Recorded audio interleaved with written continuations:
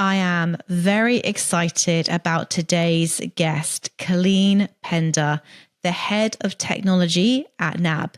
Now, Colleen was actually a panelist at one of our recent sisterhood socials. And what she said at the event, I thought I have to have her on the podcast to get her full story.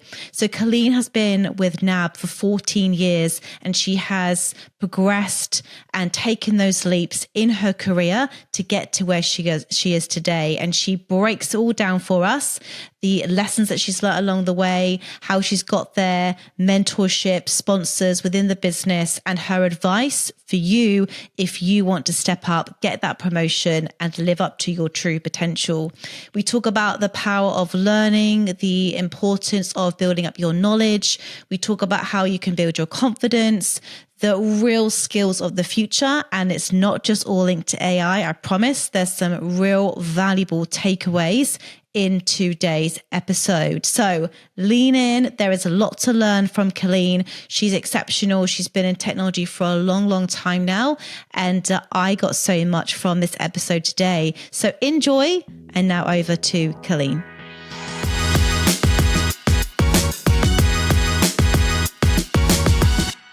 Colleen, welcome to the Career Confidence Podcast today. I am delighted to have you on. You obviously spoke at one of our sisterhood socials earlier on in the year, and the feedback from that event, from some of the things that you said, your story, everyone was like, I want to know more about Colleen's journey. I want to hear from Colleen. So I'm really grateful that we're doing this today because you've got so much to offer the audience. So for those that don't know who you are, weren't at the recent sisterhood social, can you give a bit of an introduction to who is Colleen? So I'm going to pause there and over to you. Thanks, Georgie. Hi, everyone. So Colleen Pender. I'm currently head of technology at National Australia Bank. I've been at NAB for about 14 years now, which feels like it's just flown by, in lots of different tech roles. And the one that I'm on at the moment is it's a big migration project. So lots of people, lots of stakeholders, and some really tight deadlines. I can imagine. So I would love to go back to the start of your journey, Colleen, because 14 years at NAB, that is quite the stint, but you haven't just stepped into the head of technology role. So can you give us an insight into how you've made this happen, even reflecting before your journey on with NAB? Like, how did you get into tech? What inspired you to get into tech? Like, I would love to hear a bit about your back journey. Yeah, sure. So tech was probably started back in high school. So I was always interested in programming, and it was very logical to me. So we did programming subjects at school and then into university as my undergrad. And there was something very, very logical and very straightforward about writing code that appealed to me. So my first couple of jobs was as a programmer, and then I sort of moved into business analyst type roles and then into project management. Now, those transitions sort of just evolved really. So opportunities came up, and I find myself I'm quite organised anyway. So there was a natural sway to perhaps more of those analytical and project management type roles. But then I felt in order to get into more experienced project management and other type of management roles, I felt I needed to go back and do some more study. So I went back and did 2 masters. I did a master's of information systems management and then a master's of business administration. And for me, that was, yes, it was about the knowledge and having that knowledge base, but it was also about the confidence so that I could feel that I was deserving of the role and trying to perhaps get away of some of that imposter feeling that I had and is also, quite common in a lot of other both women and men that I talk to as they move up through their career. So I think from there, and then I went into NAB sometime after that, I think that transition into various roles came down to the network that I had. So working with different people, understanding what they were looking for and building my brand around what I was good at, what my skill set was. And then I think also just a lot of hard work. So making sure that the role that I was doing it to the best of my ability. And I was being honest with myself, being transparent with what I was able to achieve, and kept moving forward that way. So it kind of felt more of a evolving into these roles as opposed to having a sort of a lot more structural or timing to say, right, I'm going to do this for 18 months and then I'm going to do that and then I'm going to do something else. So it was more about having that network, building up my skills, and then sort of finding that opportunity that suited when I was ready to move. Amazing. You said something really interesting as well at the start when you were talking about education and how that gave you the confidence, because I guess you became very competent with your skills and experience. And look, how important do you think that whole sort of like working on yourself, education, knowledge is especially when we want to step up into these senior level roles, like just having those solid foundations, like thinking about some of the women that listen to this podcast right now and, they're sort of at the start of their career, like how important is it to get those foundations right from day one?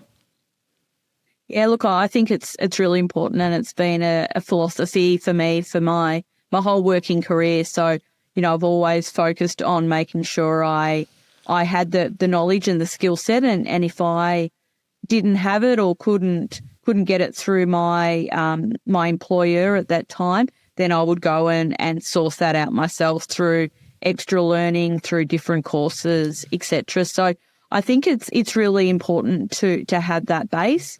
Like I said, for me, that was helping to build the confidence. And then, you still need the networking, right? So it's very important to have all those and to be knowledgeable and qualified, etc.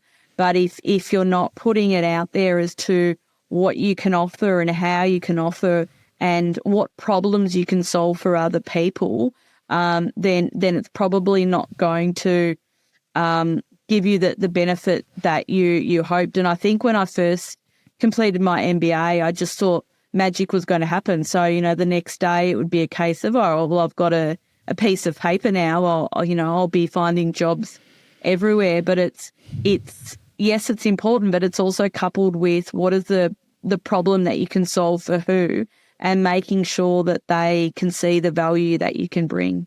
Mm-hmm. This is really powerful because I do think that we probably live in a society at the moment where people are sort of job hopping quite a lot, and they're sort of like chasing maybe the salaries, the golden carrot, thinking, oh, it's going to be better over there.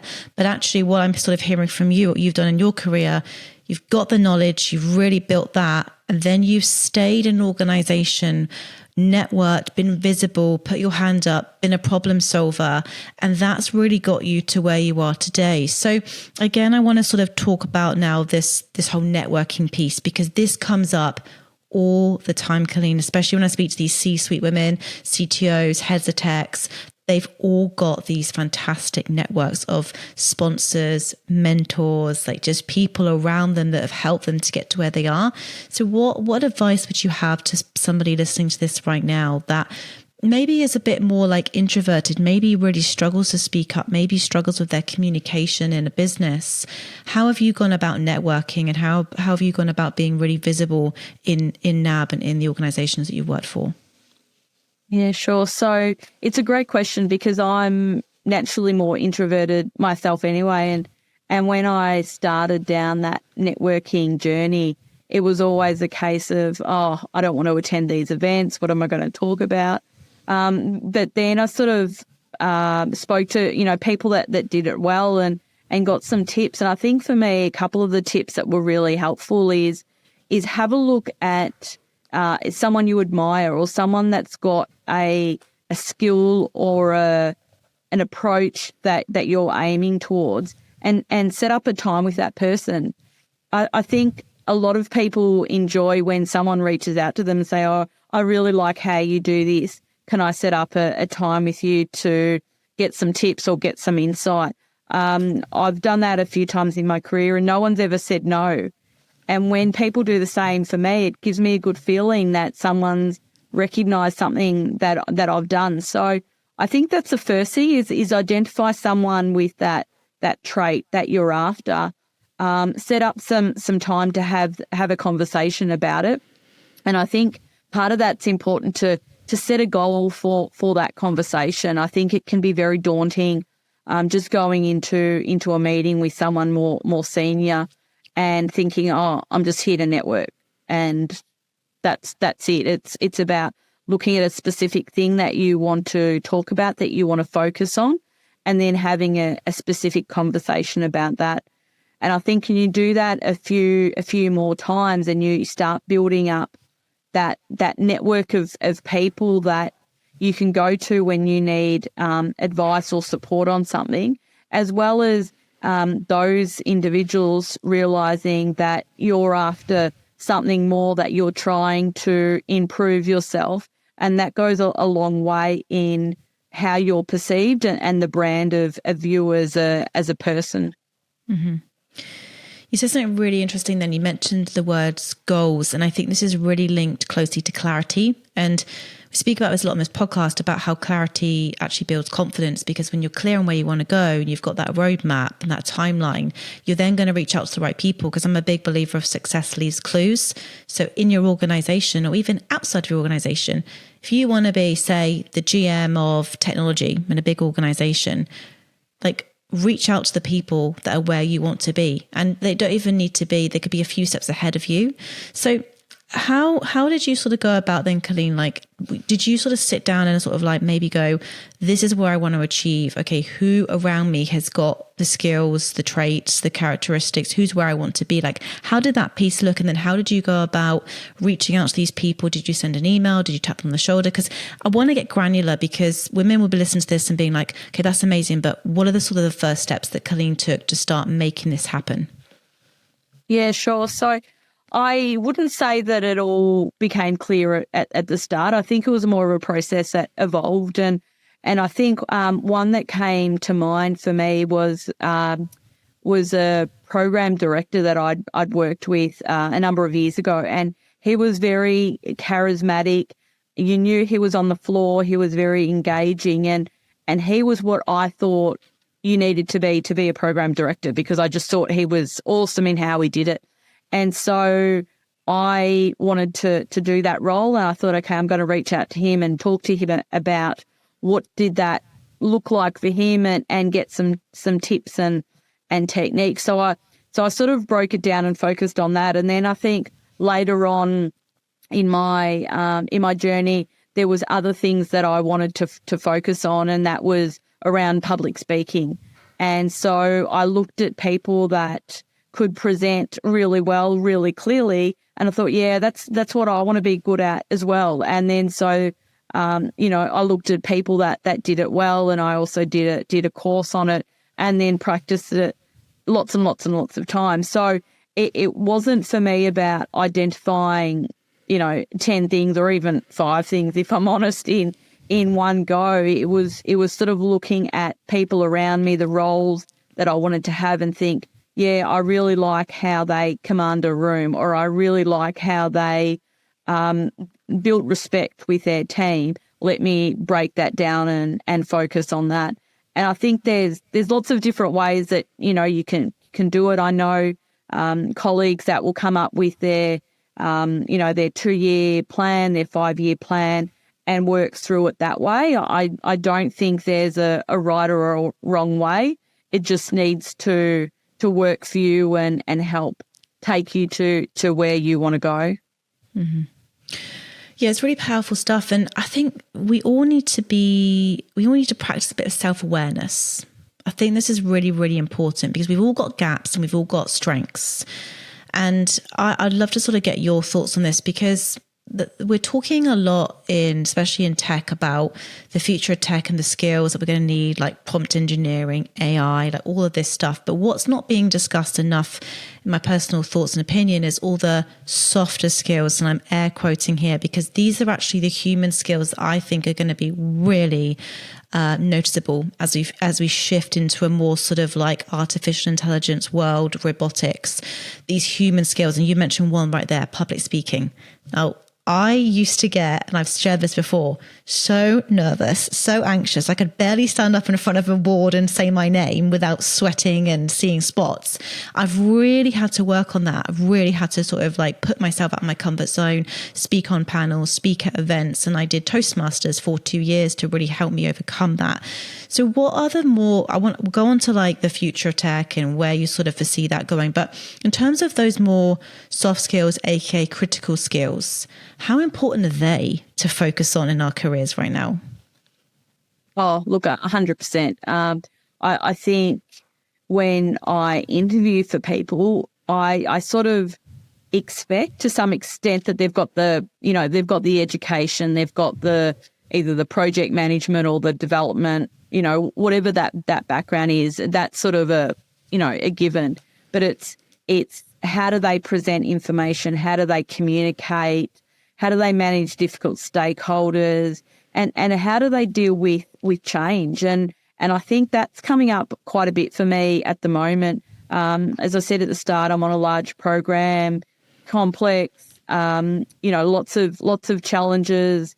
Sometimes there's a bit of a pivot between the direction and how do you cope with that? So I think when I'm looking for people, it's those sorts of traits that I really want to flesh out from the individual to see, are they going to be able to cope with that change? Are they able to pivot from one focus to another, which sometimes, unfortunately, is the reality of these sort of programs? Can they communicate what they're working on, and can they get those tricky stakeholders across the line? And I'm not just sort of talking about, sort of project managers. Obviously, clearly they need those skills as well. But, developers, testers, anyone sort of in that whole spectrum needs to be able to communicate and talk about the value out of what they're doing. It's great that they can develop a program and have amazing skills in that space, but we're sort of moving into this era of that's one part of it, yes, but how are you showcasing your value and how are you identifying what you've done to make that attractive to either your customer or to your stakeholder group? I'm so pleased we're talking about this and I'm so glad we're talking about when you interview people as well and what you look for when hiring. This generally happened to me a couple of weeks ago. I was on a briefing call with a hiring manager and he said to me, Georgie, when it comes to those technical skills, get me someone who's about a 6. When it comes to softer skills, emotional intelligence, adaptability, resilience, I need an 8 or 9. He's like, I need somebody who's going to come in, be able to deal with these stakeholders, deal with the changes, a fast-paced project, how they're going to cope with shifting priorities, how they're going to lead the team. Like that was what they said to me. And I thought, wow, this is really interesting. He's not just sort of like tick, tick, tick, tick, tick, you hit all those technical boxes. They need somebody with those softer skills. So I'm curious, like Colleen, how do you sort of test for that when it comes to like hiring in your team? Like what are some sort of like red flags and what are some things where you go, yeah, that they've got it? Yeah, so I usually had the basic question, which is what are your strengths and what are your weaknesses? And I don't so much as care as to what the answer is, but in how they respond to it. So for me, you might get strengths. They might say, I'm a great public speaker, I'm a really good problem solver, fine, whatever that is. And then you get to weaknesses and they might say, I don't have any weaknesses. And I think, okay, so you're either Superman or Superwoman. But unlike the rest of us, we've all got our weaknesses. So things like that sort of are a bit of a red flag to me because I'm thinking, well, they're either not being completely honest, or they're not self-aware to know where their opportunities of improvement are. And thirdly, maybe they're not human, because, we all of us have weaknesses. So for me, that's a fairly easy question, and it's an easy question to answer. But I'm really looking to find out their honesty and their awareness. Other sort of standard questions would be around scenario. So what would you do in this type of scenario? When have you had to deal with a difficult stakeholder? One question that I love answering or asking at the moment, and this came from a previous manager, is what feedback have you got in performance reviews that keep coming up for you?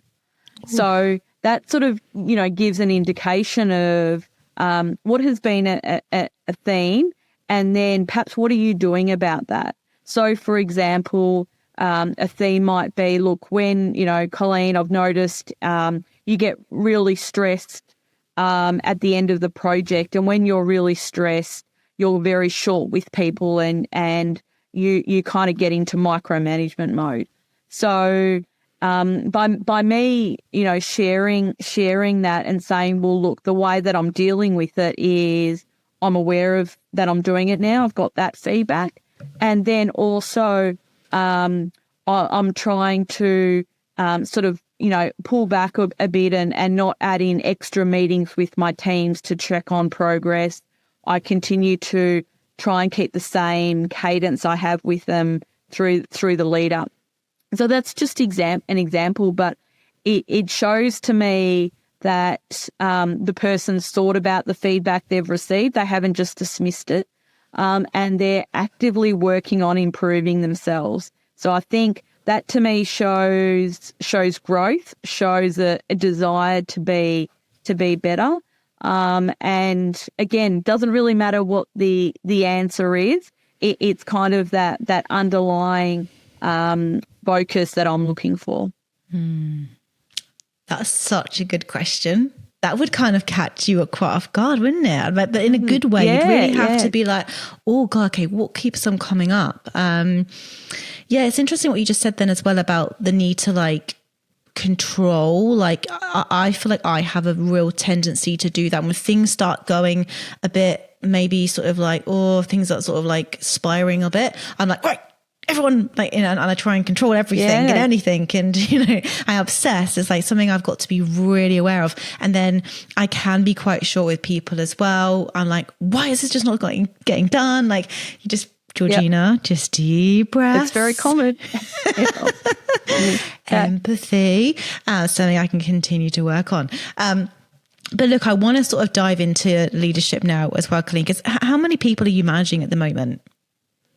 At the moment, I think it's about 40. Right. Well, I'm taking notes, okay? Because I was managing a team of 4, and that was stressful enough. How talk to me. What does your day sort of look like? 40 people is a lot. So love to sort of dive into your leadership style now and what you've learned from taking on that big responsibility. Yeah, sure. So it's a bit challenging because my team is spread over a couple of different locations and time zones as well. So that makes it hard.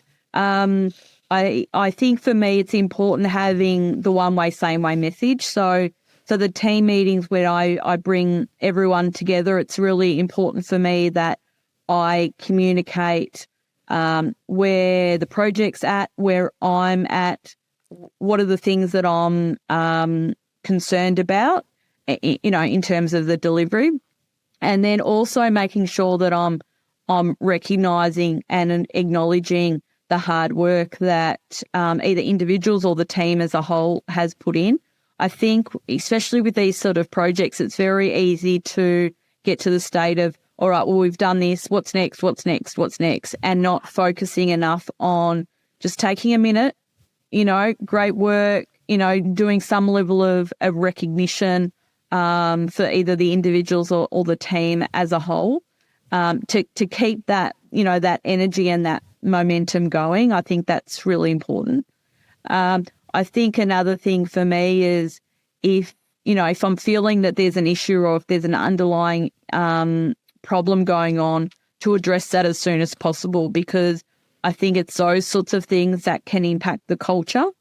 And if people are not talking about it, then by ignoring it doesn't make the problem go away. It can actually, make it worse. And I think communication is always a key thing. So making sure that there's that consistent message, everyone's getting the same information at the same time, or as much as you can, to avoid some of those, the rumours or the speculation, or even just the uncertainty that can come with not knowing. So I think that authenticity and being really transparent and being okay that I don't have all the answers. So, if the team says, oh, well, Colleen, what's happening, in this part of the project? Well, I don't know is sometimes my answer. I could go and find out, or it's just a case of, look, we're not going to know for a couple of weeks on this one, so we're just going to have to accept that and focus on something else until we get that clarity. So those things are really important to me. Obviously, with a team that size, it's hard, if not impossible, to catch up and have one-on-ones with everyone, but I try and do skip meetings where I can. So that's when I have a catch-up, not necessarily with my direct report, but with one beneath that to get their perspective. And also when I'm in the office, to make sure I'm sitting with the team, walking around, hey, how you going? Have those opportunities as well. Because I think some of the challenge with working from home is you kind of lose some of that casual interaction, which is sometimes where you can get some really important statuses discussed or actually even, solve big problems, over the coffee machine in the morning. 100%. And you've said some really important things there as well. I think the whole praise over punishment is so powerful. I feel like, the best leaders recognize, reward good performance. And I think sometimes that's all people want. They just want a pat on the back to say, great job. I think it's nice to feel that from your leader and just be like, oh, I'm being seen. I'm feeling valued. When I really reflect on my career, it's been the leaders that have acknowledged something that I've done, and I've got that sort of boost of, endorphins, yes, I've got this. And they have noticed because I have been putting in that extra bit of work, and that goes a long, long way. I think the other thing that's really powerful as well is, just sort of being present with the team, walking around, asking how they are, showing a genuine interest in the people that you work with as well. People feel that. They can really do feel that. One thing you also said that's really stuck with me you said at the Sisterhood social event, you said about if you're expecting your team to do something, you will also do it. So you'll never ask your team to do something that you wouldn't do yourself. And I thought that was such a powerful message. So for example, you said, if there's a deadline that we need to hit, I'm the one bringing in the pizzas. I'm the one here with them until 1 a.m, whatever we need to be to get this done.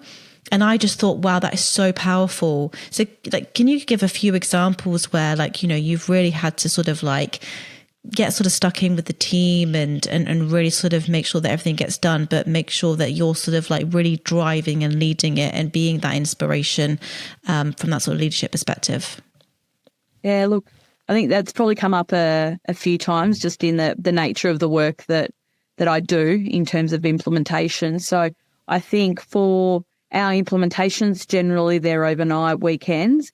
And I think it's important if the team are coming in, they're in the office, to be there as well. And I'm sort of not as technical or on the systems as much as I used to be, but being there in whatever that support looks like. And yes, the pizzas is one, and that's one that always actually comes up in terms of implementation reviews. What went well, what didn't.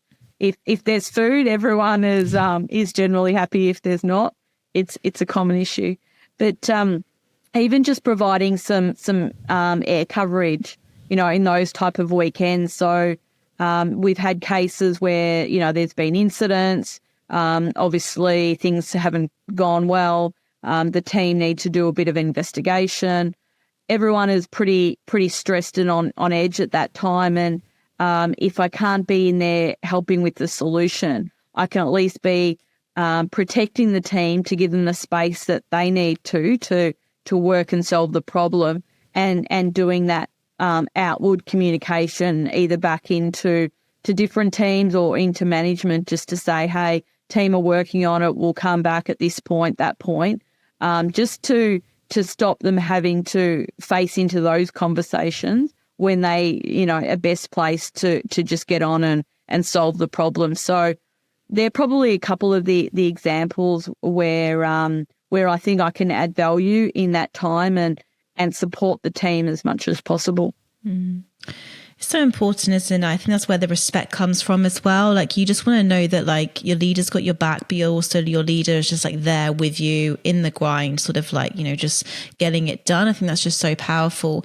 The one thing that I've really sort of, I guess, struggled with my sort of leadership journey, and it is very much a journey that I'm still going on, is the whole, I guess, being nice versus being kind. And sometimes, like, I think having those candid conversations when something's just not working out, and I'll maybe like avoid it for a bit, and then it will just continue to get worse. And because I haven't addressed it, I've then got to come in quite hard. It's like, how have you gone about when you're sort of leading your team? If like, do you just nip things in the bud quickly? Do you have those sit down conversations? Like, if someone's underperforming in your team, how do you go about dealing with that? Yeah, look, it's a tough one, and it's probably one of the toughest ones, if I'm honest, in terms of leadership. I think you have to get in there early and set that expectation, and it can be really hard. Where I've found it the most challenging is where the individual didn't have that awareness that that they're either not performing or they're doing something a particular way. So I think the upfront conversation is really important. And I think what's changed in my thought process around that over the years is I'd initially thought, oh no, I want to be the nice manager. I'll feel bad. I don't want to say it. To my thinking now of, I want to set this person up for success, for their 12-month performance review. How do I set them up to be successful? And in order to do that, I need to tell them as early as possible where their opportunity is or what they're doing that doesn't align, so that it gives them as much runway as I can to actually for them to change the behaviour or to do something differently. So when I reframe it, it's only in my own head, but when I reframe it in that way of I'm actually trying to help them help themselves, giving them the feedback so that they can be better, it just makes me feel that I need to be more on top of it. I need to be doing it as soon as I see it, and then continue that journey with them where I've noticed that they've improved. I've seen it change it and give them that feedback, because that's equally important. Or where they haven't quite hit the mark still, is coming back and say, hey, I noticed that, nothing's really changed from my perspective in the last month. What other things can you try? How else can you do it differently? Because I think when you're in that situation as that individual, you might be trying different ways to do it. So I think getting that feedback of what you're doing is either working or not working gives them, again, another opportunity to try something else. Mm. Yeah, I love that perspective shift as well, because I had to go on that same journey myself of like this. I'm not setting people up for success by just ignoring this. Like, I'm actually doing them a disservice. They've got to be aware of what they're doing. And like you said, then some people aren't aware, and that's unfair as well, because if you're not aware of something, you can't change it. So I think like it's the awareness piece first, making someone aware of perhaps they aren't doing something correct, or they're not, living up to those expectations that the business needs. And it's just, as soon as you can nip that in the bud, the easier it gets down the line, right? So it's just really, really powerful. But look, just curious, like when you sort of reflect back on like sort of stepping into a leadership role, any sort of reflections that you sort of wish you knew at the start of Colleen stepping into that role that you've now sort of, really sort of, I guess, improved upon, like if you sort of reflect back on your early roles as a leader? Yeah, look, I think the confidence is a big one for me. And I remember, starting off in leadership roles, it was always that feeling of, oh, everyone is smarter than me. What would I know? I've only been here for, I don't know, a year, X number of years, whatever it is. And I think if I could go back, or the learning that I give to other women I've seen in my team with that same sort of struggle is, don't underestimate yourself. I'll often say to them, you probably know more than 90% of people in the room about this particular topic. So, use that, ask questions, make sure you've got a voice at the table, and don't feel that because you haven't been there long, or because I don't know, you female versus male, or because you haven't come from this background, don't let any of those so-called blockers in your own mind stop you. And I think the other thing that comes with that is the language that we use. And I'll often see perhaps, and I think both men and women can do it, but that the language of how they start the conversation of, oh, look, I may not be on the right track, but, or I'm sure you've already thought about it, but, some of that sort of language which is not setting you up for people to take note and listen. So think about how you're phrasing that.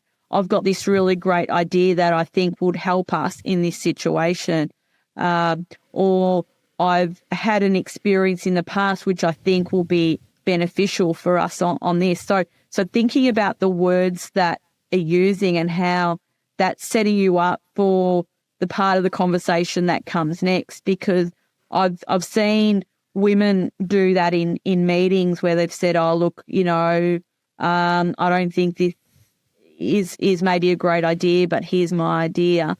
And then there will be perhaps some clever, smart people in the room that hear that idea and think, oh, let me rebrand that as my idea. And then, 10 minutes later, they're bringing up the same idea that you've had. So think about the preamble that goes before what you're actually going to say. That's so important. You've just touched upon something that I've done myself, and I know a lot of, I'm going to say, women have done, and then they've got frustrated when you say someone else, oh, hang on a minute, that's what I said, but it's not what you said. Yeah. You didn't say it. You meant to say it, but you didn't say it. And I think this is where we all need to sort of be very aware of how we're pitching, speaking, and I said this recently as well. Language is fascinating to me. The words we speak, it is a representation of what we're thinking and feeling about ourselves. And you're so right. If we're shy, if we're timid, if we're, oh, maybe this would work. It's no, you've got to speak with authority. Own it. If you've got an idea, own it and speak it into being, because that is how you're going to command people's attention. And as women, because we are working, especially in tech, in very male-dominated environments, we do need to speak up. We do need to get our voice heard. And that's where I see so many females especially fall short. And I want to stop that, Colleen. I don't like the fact that, women aren't speaking up, but they've got some amazing ideas, and that's why I do what I do. But I do want to sort of talk upon just the whole working in a male dominated environment. And you've been at NAB now for 14 years. I'm sure you've been in boardrooms with mostly men.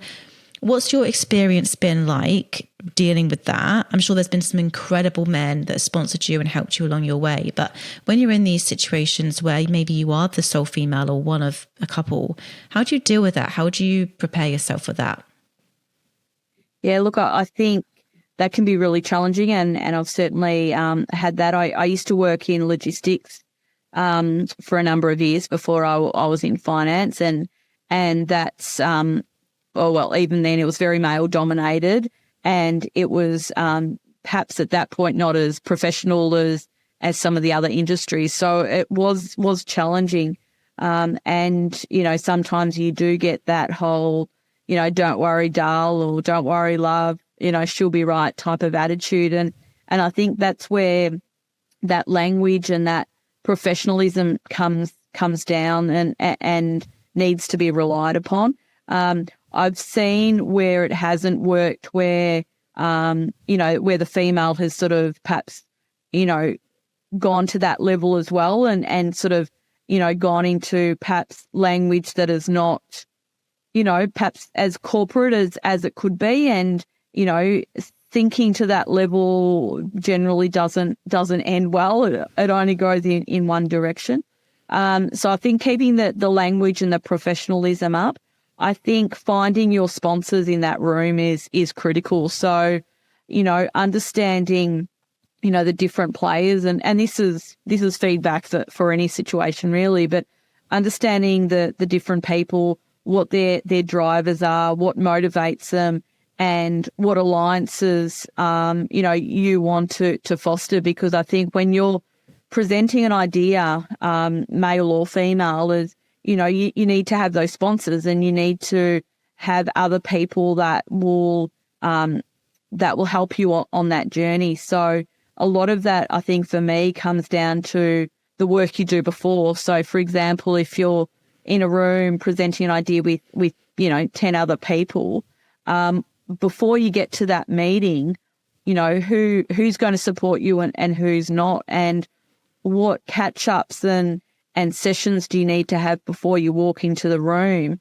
to work out where those alliances are. Because if you're trying to convince 10 people that your idea is great, that's a hard slog. It's certainly doable, but it's a hard slog, as opposed to having some catch-ups before the meeting to find out, all right, well, actually, I've got 5 people, that I know that will support me, and I know 2 won't, and the rest I haven't worked out. But then instead of it just being your voice and your perspective coming across, you've got your 5 other supporters there as well that can give their perspective from their backgrounds and their experience, which just really can help present that case, and then perhaps help with the 2 naysayers in getting those across the line. So not specifically male or female, but I think understanding your stakeholder group and where your supporters are is critical. Yeah, I completely agree. That's such powerful advice, and one to absolutely start executing if people are listening to this right now and go, well, who would my sponsor be? Because you will have them. You absolutely will. They will be in the organization. So make sure you find them and set yourself up for success there, because that's absolutely key. I want to sort of move on to Colleen. I can't possibly have you on and not talk about future of tech, future of work, and where you sort of foresee that all going. So there's so much talk going on in the world right now of AI taking jobs, or versus AI making us more productive, versus there's a lot going on. But what are your predictions? What do you think we're going to see over the next couple of years, 5 years? What are you sort of interested in? What's sort of maybe scaring you a little? Where's your head at with it all?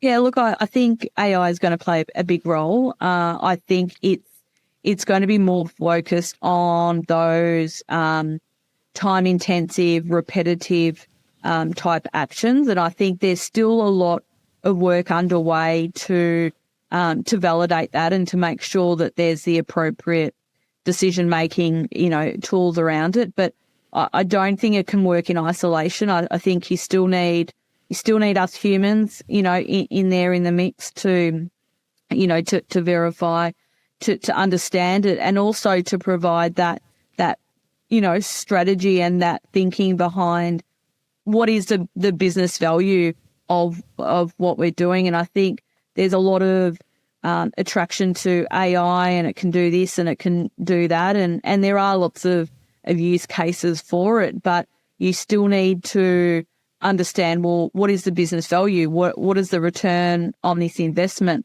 How do I make sure, I'm managing the risk around it, and that there's human in those areas of critical decision making. So I think we are going to see a lot more in the AI space, and I think some of the roles around it are going to need to change to support it and to help provide that framework and that control, especially in finance. Making sure we've got the risk controls in place is critical. So, I don't think we're disappearing anytime soon.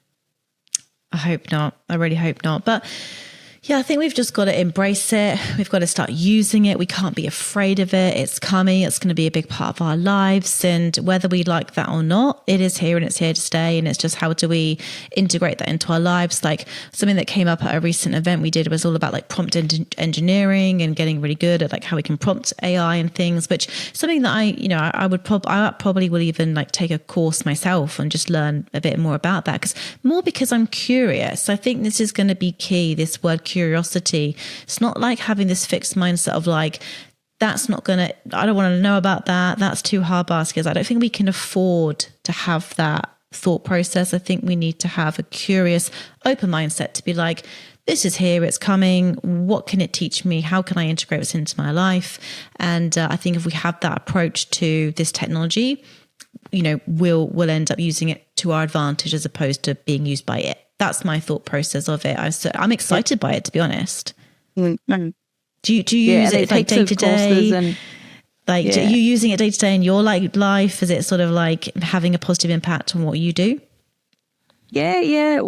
We use it a little bit at work. There's obviously on Zoom, so it can take minutes for you and some of those sorts of things. So there's applications underway in terms of assessing home loans and those sorts of things. So there's lots of trials or experiments going on, and I think that curiosity is critical, as you said.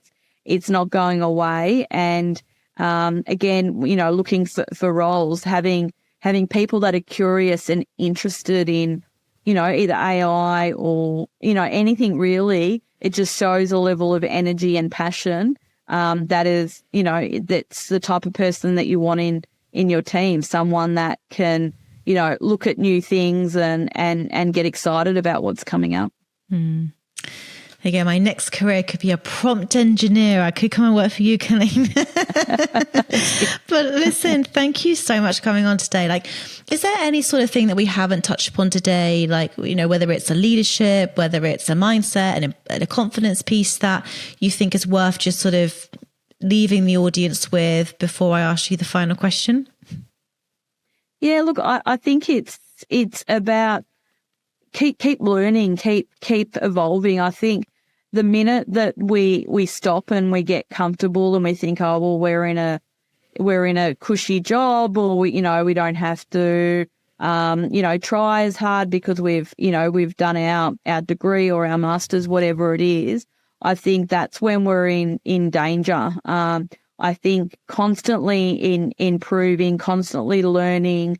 And there's lots of different forms of that, either informal or formal qualifications. But I think that learning and evolving, I think, is really important, because we are in a time where there's no guarantees on our job, on the industry and where things are going. But I think if you've got that interest and that drive to keep improving yourself, I think that can go a long way in setting yourself up for change, when it happens, not if it happens.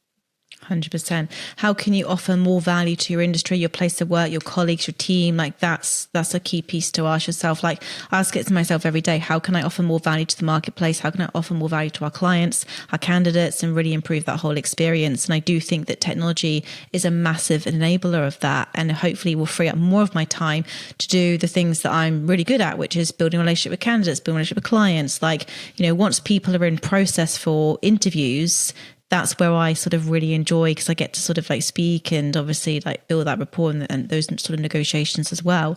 But what's next for you, Colleen? You've had a very fruitful career. You've been at NAB for 14 years. Like, what are you working on right now? What's sort of next for yourself in the next steps for you?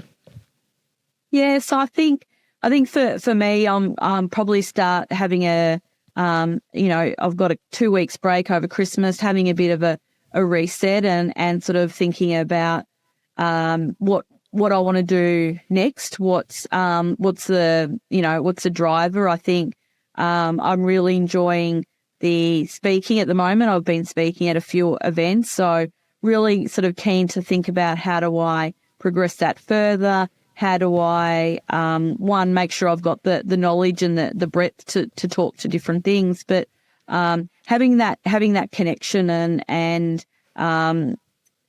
developing my skills in that area that can help, in my career at NAB, but also to help other individuals that are on their, various stages of their journey. Amazing. Well, we've been very grateful to have you at one of our events, and I can say that anyone looking for an event speaker, go and book Colleen. Thank you, Georgie. Thank you. No, I'm serious. But where can people connect with you? Where do you hang out the most? I'm guessing LinkedIn is where you'll sort of be. LinkedIn. Yeah. Yes. I'm usually in the city. 3 days a week. So. That's where you'll find me, but yeah, LinkedIn is probably the best way to catch me any day, really. The woman with all the pizza boxes coming in for the team. That's it. Colleen, thank you so much. I really appreciate you. Thank you. It's been wonderful having you on the podcast. So thank you.